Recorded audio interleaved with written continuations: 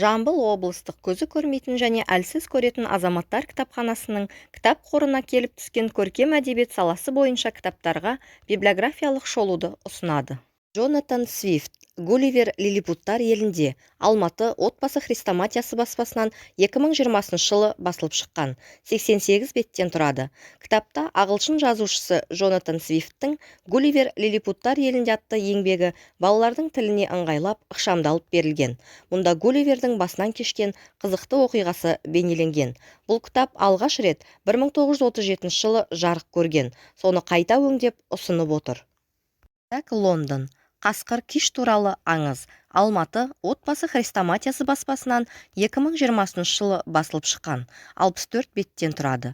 Кітапқа американ жазушысы Джек Лондонның «Қасқыр және киш туралы аңыз» атты шығармалары енген. Балалардың тіліне ыңғайлап ықшамдалып алынған. Бұл кітаптар алғаш рет 1936 және 1937 жылдары жарық көрген. Көкірегін құндылыққа толтырғысы келетін барлық оқырман қауымға арналған.